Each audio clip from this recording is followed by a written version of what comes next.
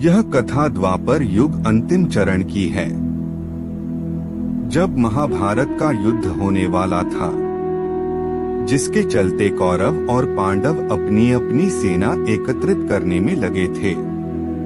कौरव और पांडव दोनों पक्ष को सेनाओं की आवश्यकता थी, इसलिए दोनों पक्ष अपने सगे संबंधियों या जानकारों को युद्ध के लिए आमंत्रण भेज रहे थे।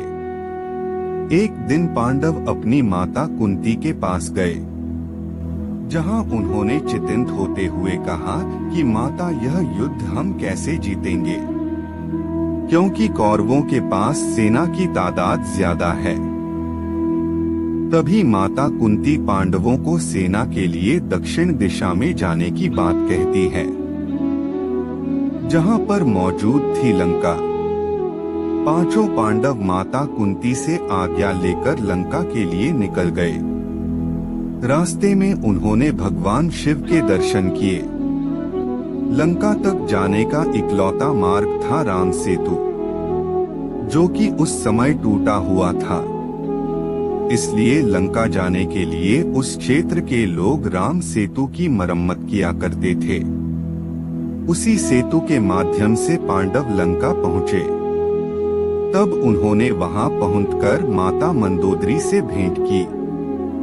माता मंदोदरी से मिलते ही पांडवों ने माता मंदोदरी को प्रणाम किया और कहा कि आर्यवर्त में अधर्म फैल चुका है, जिसके चलते हमें अपने सगे संबंधियों के साथ एक विशाल युद्ध में कूदना पड़ रहा है, जो धर्म और अधर्म की डोर को समेटे हुआ है।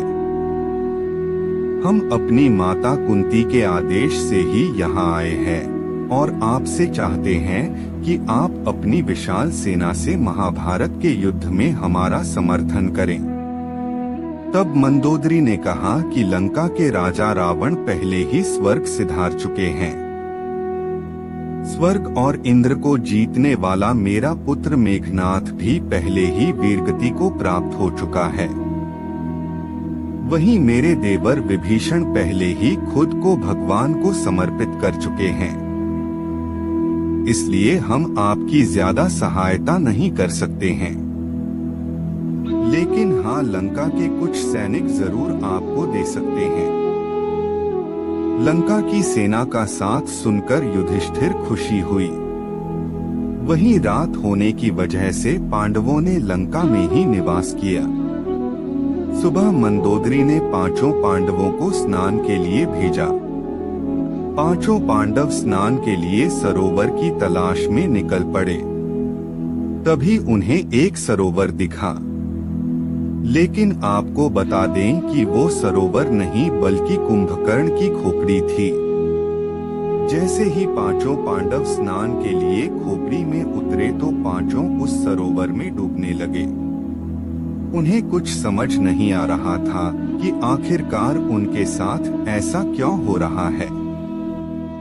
तभी वहां मौजूद एक गवाले ने पांडवों को खोपड़ी में डूबते देखा और यह बात जाकर माता मंदोदरी को बताई। मंदोदरी पांडवों की मदद के लिए सरोवर पहुंची। उन्होंने खोपड़ी को उल्टा किया और पांडवों को डूबने से बचाया। पांडवों ने माता मंदोदरी से पूछा कि आपने सरोवर को कैसे उल्टाया।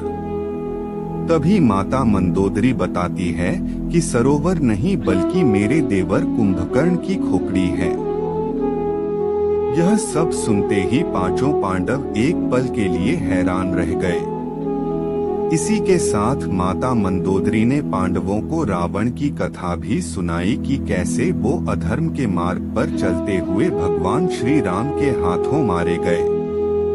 मंदोदरी ने पांडवों को कहा कि अगर तुम धर्म के साथ हो तो निश्चय ही जीत तुम्हारी होगी। तुम्हारी सेना बड़ी हो या छोटी, उससे कोई भी फर्क नहीं पड़ता। और इस तरह पांचों पांडवों को माता मंदोदरी से एक सीख मिली।